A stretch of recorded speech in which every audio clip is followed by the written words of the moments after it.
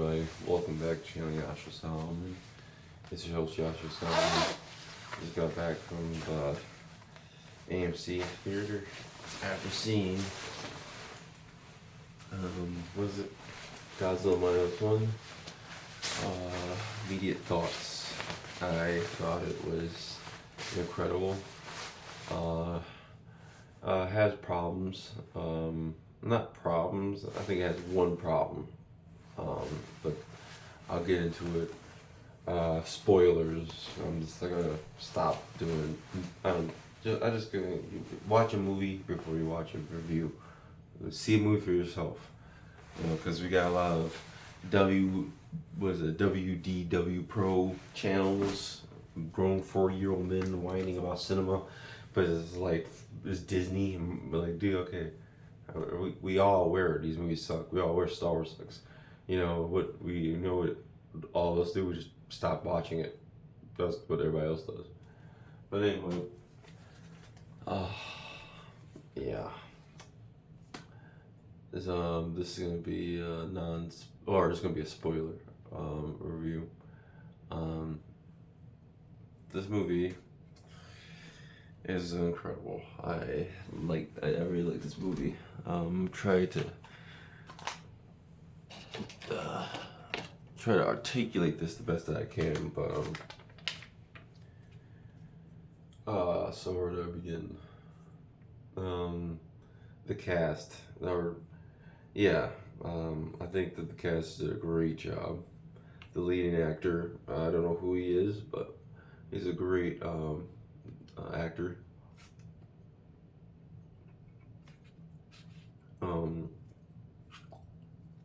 The rest of the cast, everyone is perfect.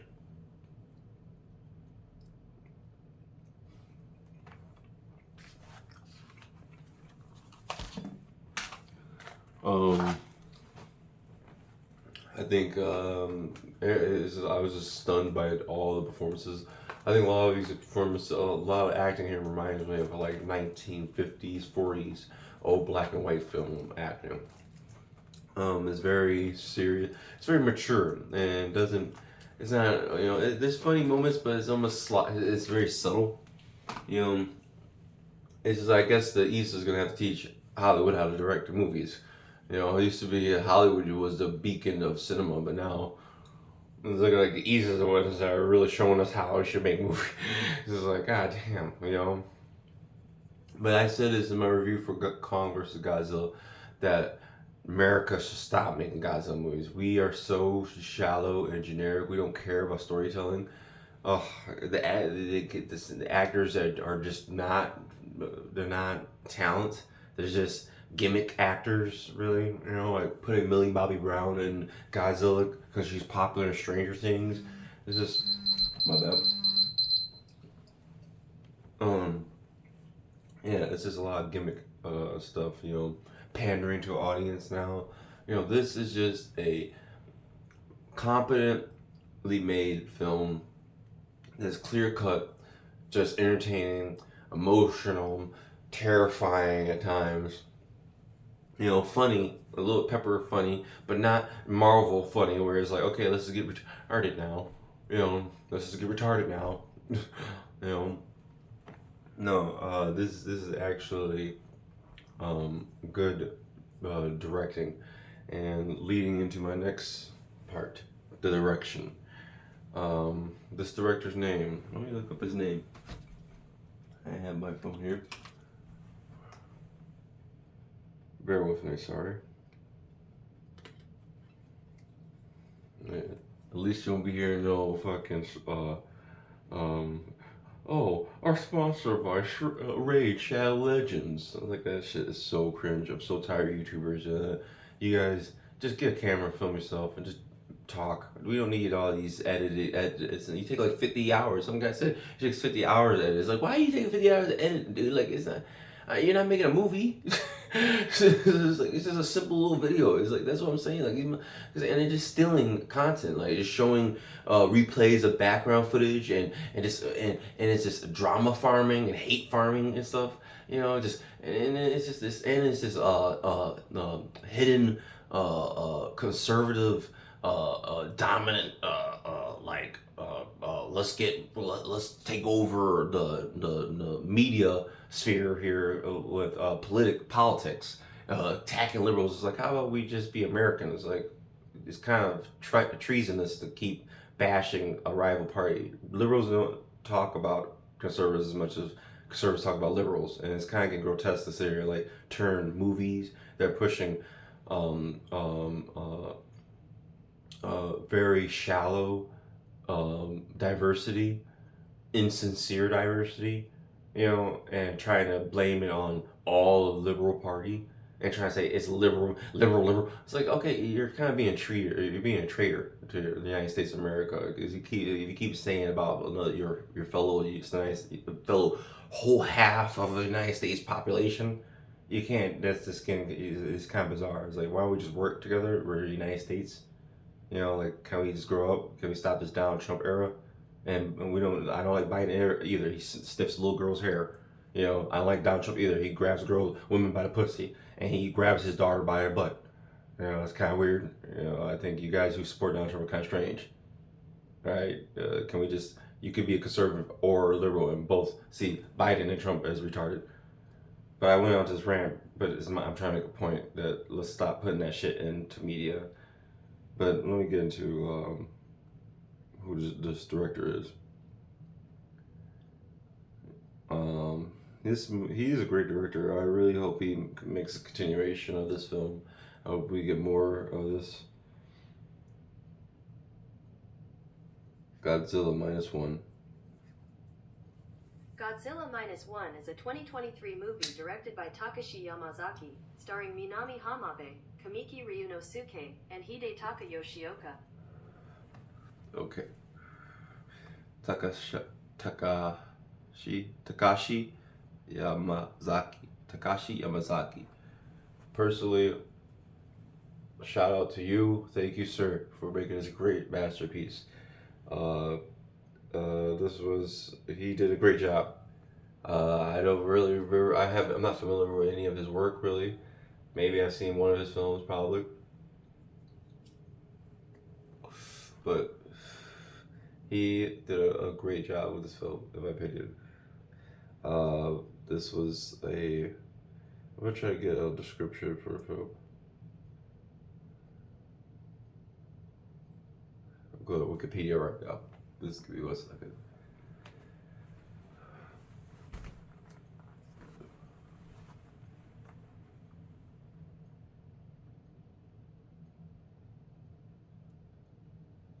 Alright. Godzilla -1 is a 2023 Japanese film directed, written, and with visual effects by Takashi Yamazaki, produced by Toho Studios and Robot Communications, distributed by Toho, and it is the 37th film of Godzilla's franchise, Toho's 33rd Godzilla film, and the 5th film in the franchise Rhea era. The film stars, they already got the cast, but yes, this is a great film. I think he did a great job directing us. The cinematography was delicious. Just even though I find some of the CGI weak at times, but majority of CGI was really good. I think I really standout is like what CGI is the water effects, like an ocean with Godzilla emerging and moving and even splashing or explosions out of the water, apart little like the droplets and all that. It looks incredible. Like that looks like good. I was like, wow, that's good CGI. This love and thunder crap. By the way, I hate Taika Waititi. Taika Waititi, you suck as a director. Get out of the fucking industry. You're a disgrace to cinema. And that comment you made about, oh, I had some kids and this was just a good way to feed them. Okay, well, dude, you could feed your kids, but take your job seriously at the same time. It is your job. It's like you say, I'm just doing a half-ass job just to get paid. I'm just doing whatever just to get paid. It's like, okay, that's just very underwhelming and kind of disgraceful to the industry of cinema and to all the other directors and to Marvel Comics, Stan Lee, who passed away. and stuff. It's just like what kind of like tone deaf, weird.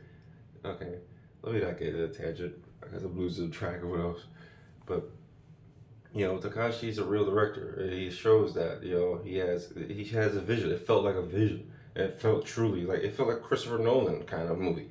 A lot of times I felt a lot of Christopher Nolan vibes with like Oppenheimer vibes with the film, in my opinion. I thought that was really interesting. I thought that it parallels Oppenheimer really well. I feel like you could watch the Oppenheimer and then watch this. I think it'll be a good like double feature kind of film if you could take 3 hours and then get minus one.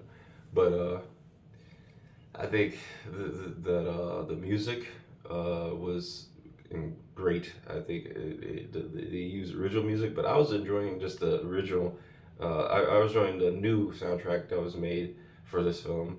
I thought it was very perfect. It was very fitting to all the scenes, and it brought tears to my eyes a lot of times. The music was helping the emotion, and on top of the great acting. Uh, I think this is. I'm trying to feel. I'm not sure. I'm trying. Still processing it. Uh, the ending. I mean, was just really like beautiful and tripped out and very creative, and he alludes to it and it's foreshadowed in the beginning of the film. With his him seeing his wife.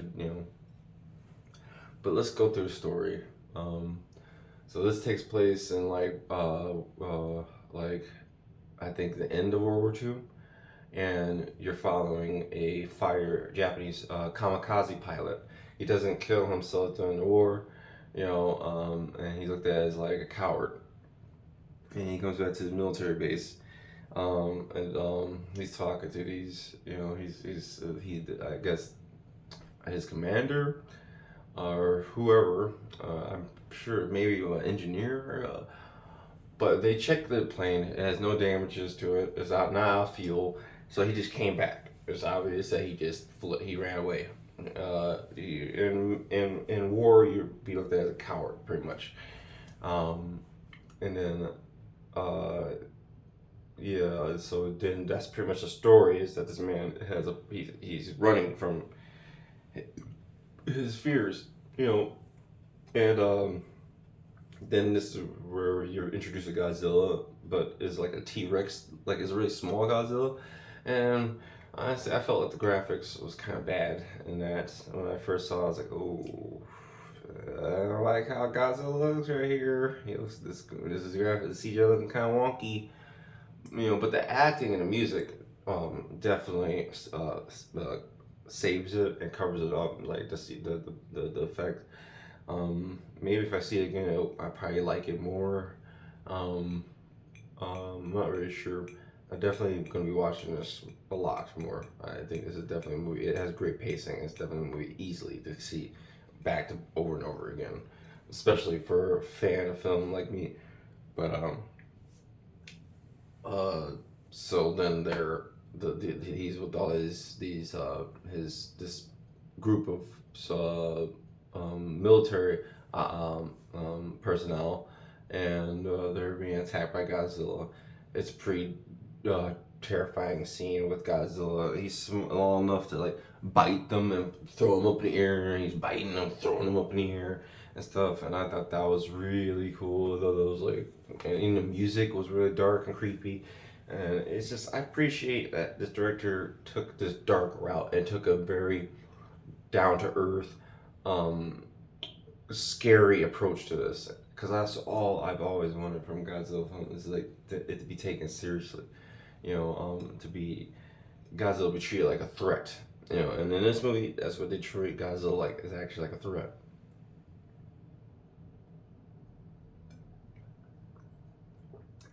Um, then he survives the pilot, and he doesn't shoot Godzilla, even though he has his plane there and he had gunners on it. And engineer guy told him like, yeah, there's gunners on that plane. Get to the plane, and use the gunners.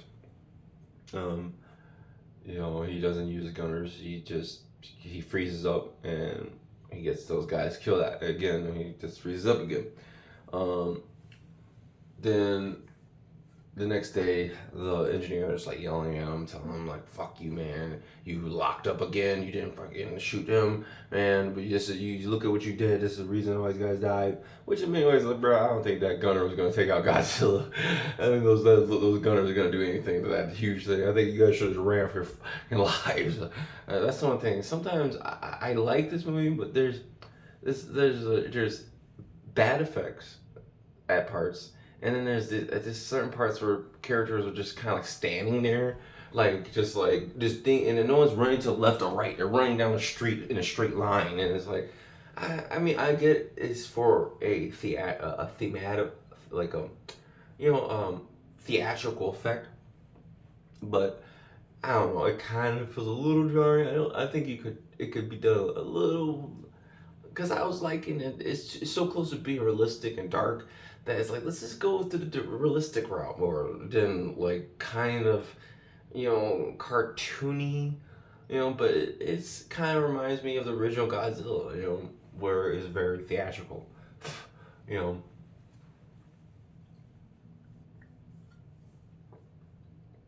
Um,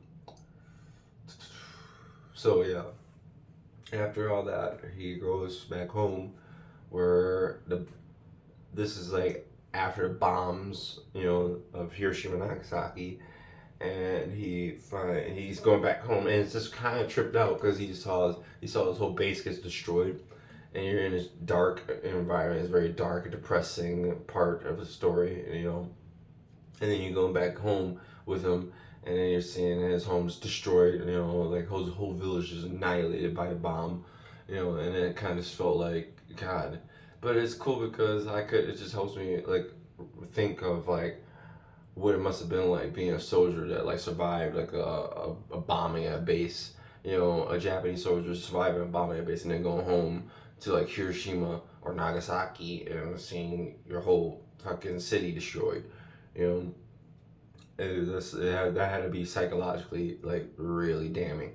And I mean, it's just that's the stuff I really like about this movie is the the really realistic parts of it, the references to war, and this was a different part of war, and it was talking about the kamikaze pilots. I think a lot of times people looked at kamikaze pilots as just like evil, but these people were given orders as part of their culture. It's like samurais, like doing the sacrifice of their self, like the termination. I don't. There's a certain term for it. I mean, you know, I'm looking right now.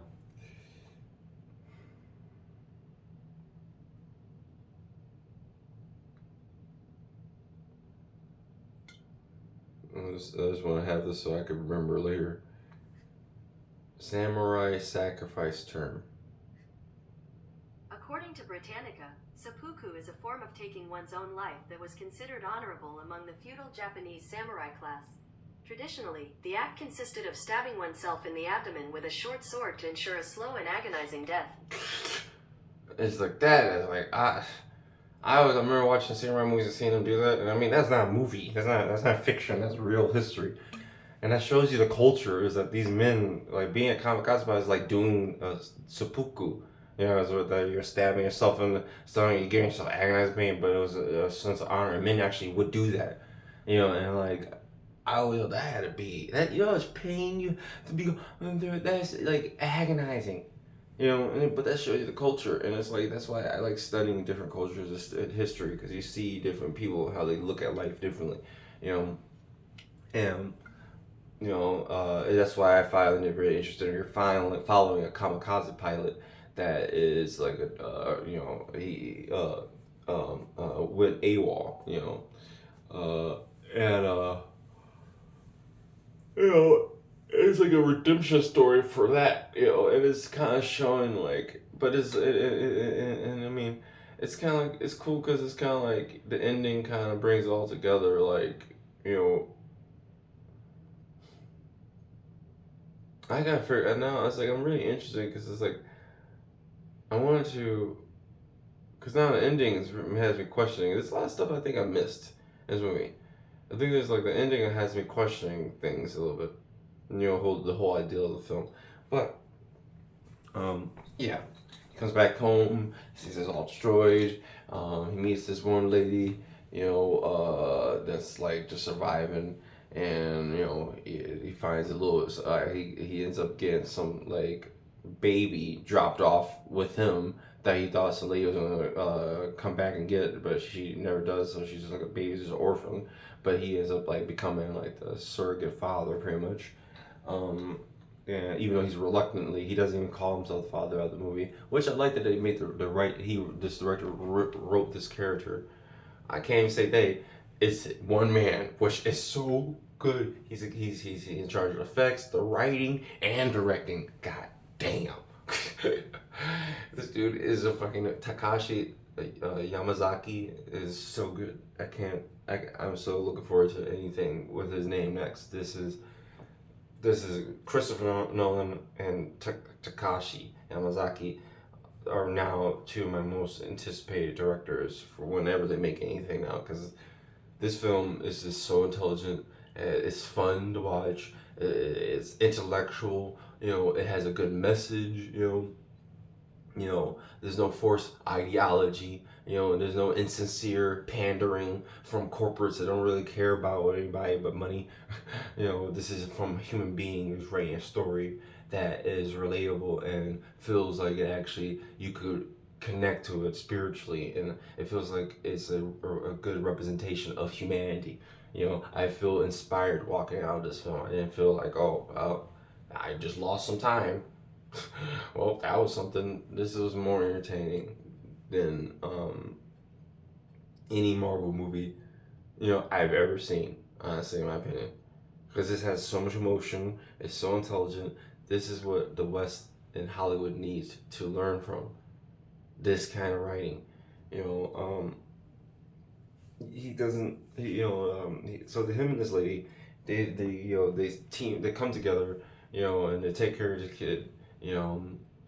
Eventually, he gets this job where he has to take out mines. His emotional scene with him and I believe his girlfriend now. I guess. Yeah. Well, she wanted to marry him. Yeah, his girlfriend. You Even he was kind of reluctant with her too. You know. And it's just kind of adorable because he just feels like a Han Solo kind of character, totally like the reluctant hero, like just being constantly pushed into things. And I think that's a good story. I always like characters like that. That's like Cowboy Bebop, Spike Spiegel kind of characters, like heroes that are reluctantly being pushed into being leaders and doing the right thing. Because it's like it's natural. It's not like Captain Marvel where like me because I am the best. It's like that's just okay. Like me already. I'm Ray Skywalker. I only met the Skywalkers for a few days, and I'm a Skywalker. It's like okay, what? How? What? Okay. Good writing, guys. Good writing, Ryan Johnson. It's just like no. This movie is realistic. The writing makes sense. Everything, and even this is respectful. This shows strong women. Like his girlfriend is a strong woman. She sacrificed herself for him. That scene made me tear up. I was like tearing up from that scene. Her when it blew up and she just pushed him. I was like, no. I literally was like, when she just pushed me to flew to the side. That was a cool scene. I love that, and that showed a strong woman too. A strong woman character.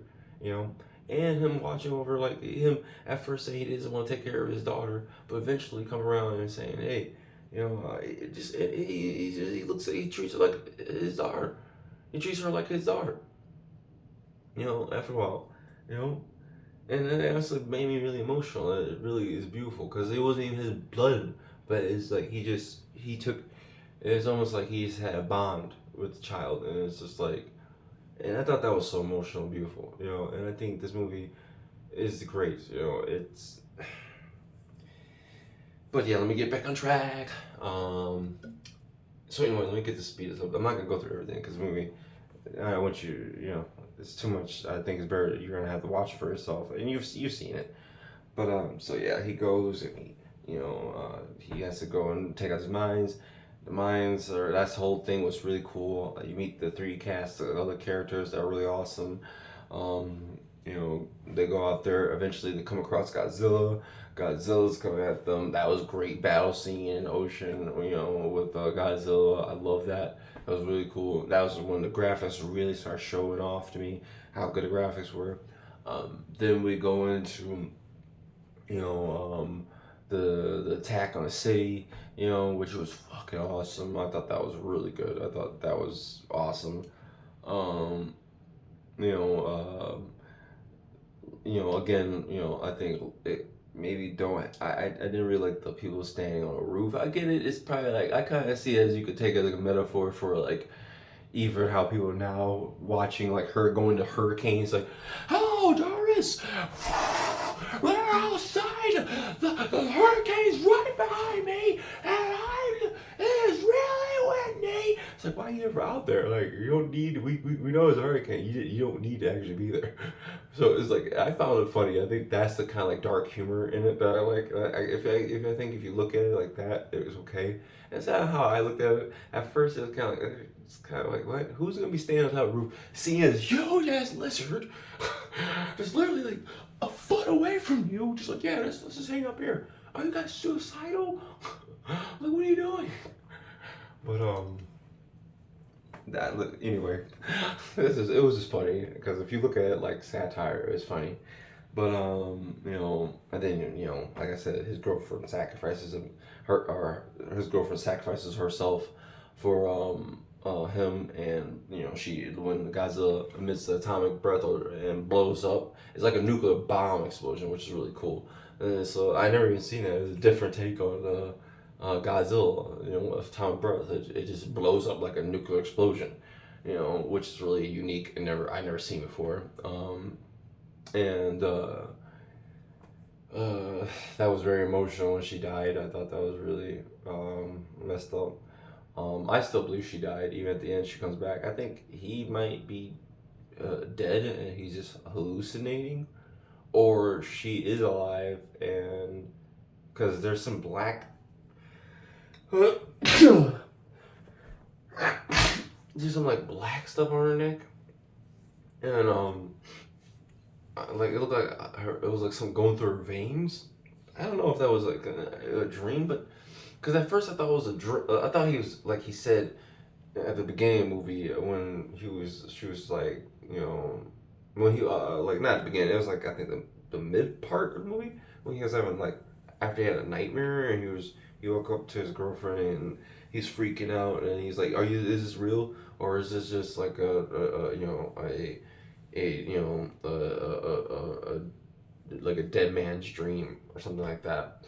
And the writing in this is immaculate. I think the writing in this is immaculate. I think this is just a great written screenplay, and it's supported so well by the cast. The acting and the music, everything, the cinematography, everything is so perfect.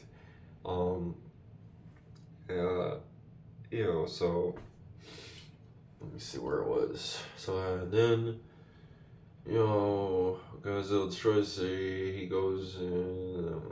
I like the scene where he's like the like it looked like blood or like oil was falling from the sky or something, or like I don't know what that was necessarily, but how that whole scene was emotional, and that was after his girlfriend died. I thought that was really really emotional. Um, I'm trying to think, but I think I'm forgetting some part. But then this private group of citizens comes together, and basically, I guess like some I don't know, some billionaire like or millionaires or whatever come together, and they like out of government supervision, and basically try to go at Godzilla, prepare to fight Godzilla, so he doesn't come at the city again.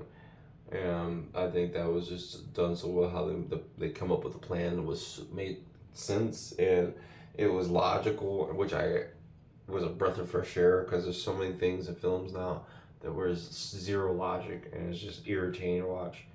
Um, and he gets the engine, the the protagonist. He gets the engineer guy from the beginning of the movie to come back and help him. And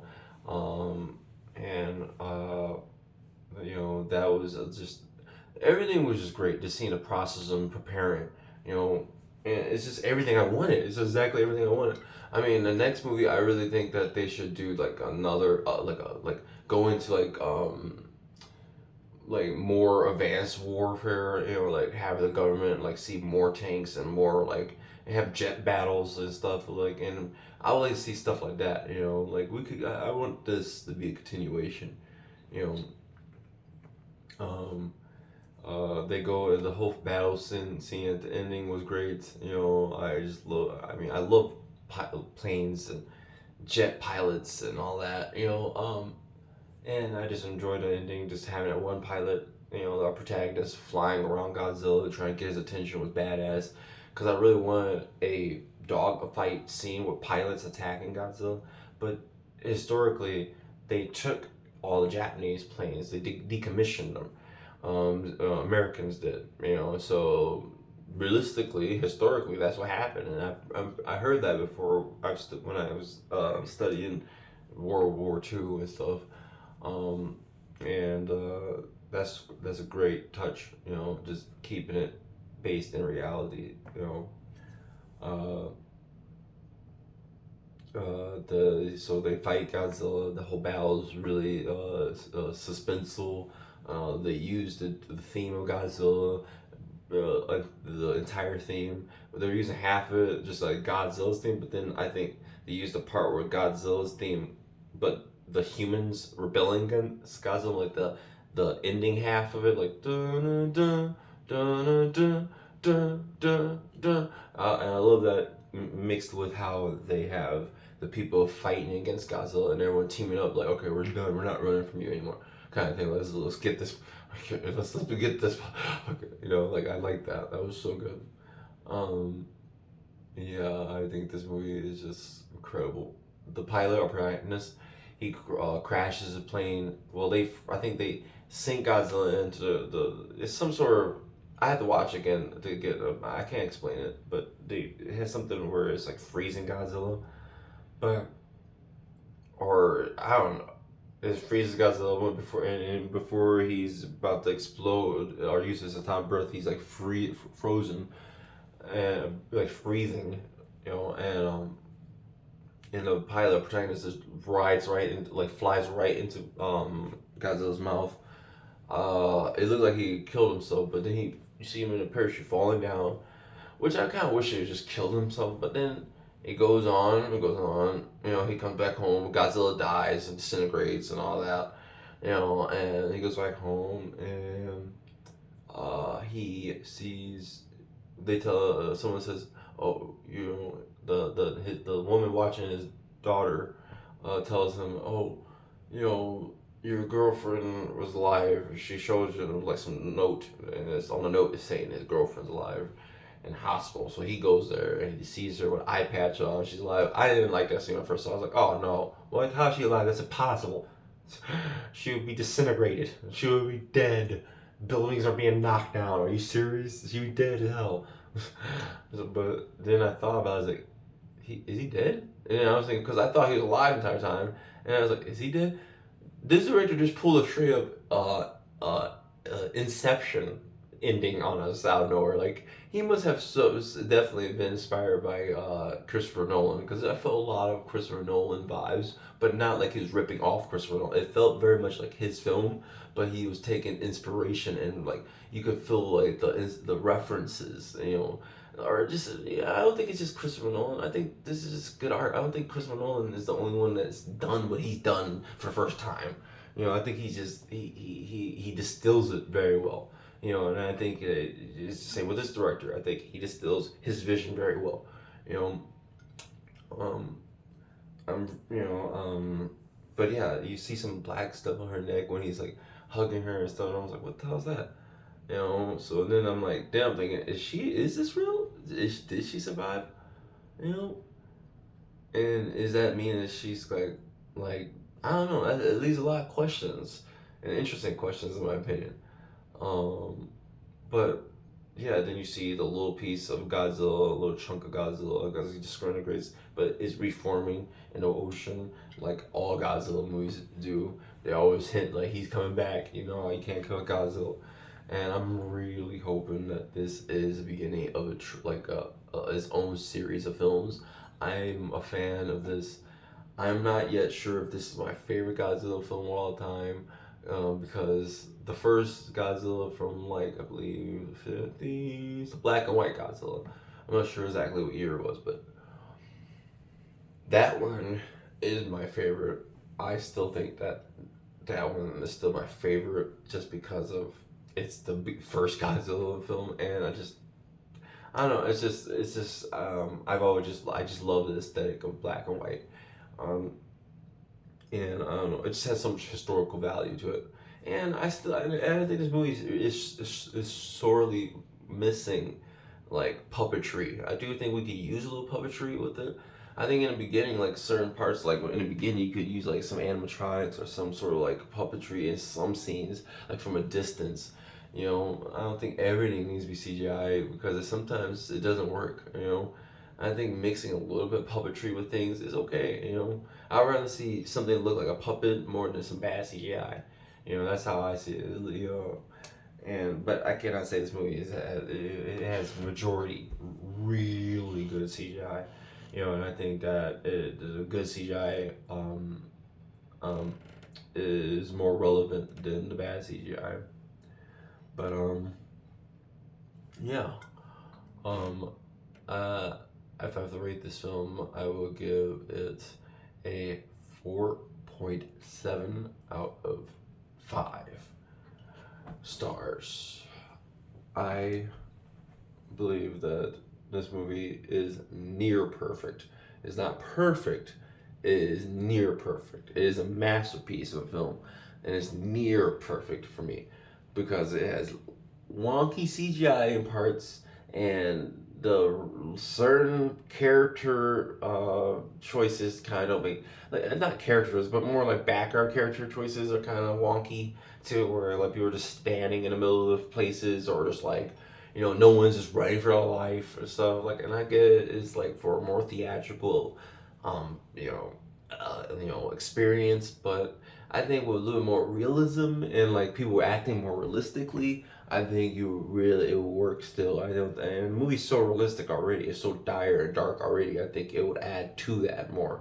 I think things being kind of silly at times, where people are just like not running for life or like or staying on rooftops and stuff like that. Kind of, it's just not necessary in a film like this.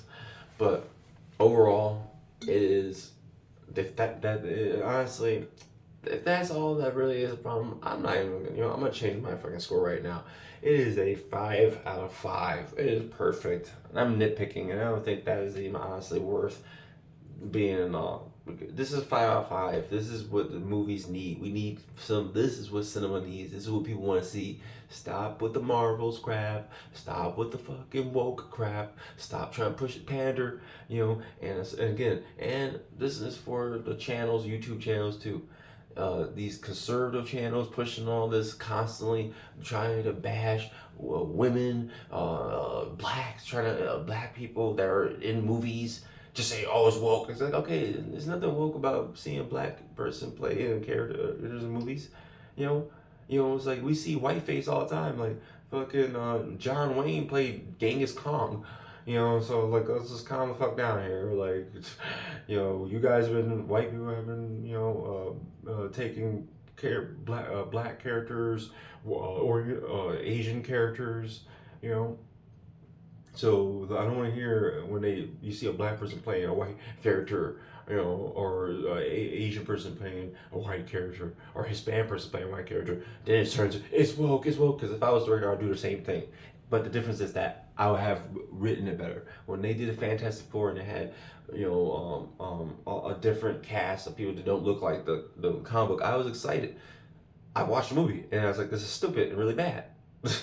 Because it's like I think I do like seeing diversity in films. I do like seeing new looking people playing characters. It's like, okay, how are you gonna take this is a different interpretation? So What is this then? What are you gonna do with this story then? With this new interpretation? They didn't do shit with it. They just made a really boring ass film that doesn't really tell a story. It was just really boring. So it's like, yeah, I think that, you know, and again, you don't need a $200 million budget to make films. Uh, you don't need um, um, to push ideology in films. You just need to have a director. Let him really take a lot of control. The producers really need to just fund the operation and back the fuck off, and let the director and build up a crew of people around him and have him work. That's why you call him the director. That's why he's like the top of the credits usually. After the actors. Who directed it. You know, so it's like I think you need to let them do it because they're gonna be ones that everyone's gonna be looking at after the movie's done. Like, who directed this? That's the first one. No one's gonna be, who's the composer of this? It's like maybe they'll talk about the actors and shit, or even if the music's good, yes, but they're always gonna be who directed it first, because that's like you picked that, you put that music in there, you wanted that music in your film, you wanted that actor in your film, you wanted these scenes, you want that cinematography in your film, that's what it is. And I think we need more directors like him. We need more people with just visions, and it's like, and you can have people would tell unique, diverse stories about different people. All walks of life.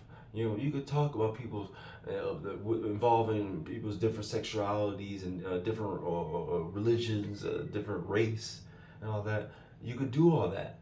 But hire people with actual vision, and don't use people. Don't pander to people thinking that we could get more money from a larger we could get more people by just pandering to a demographic that is not interested in this property.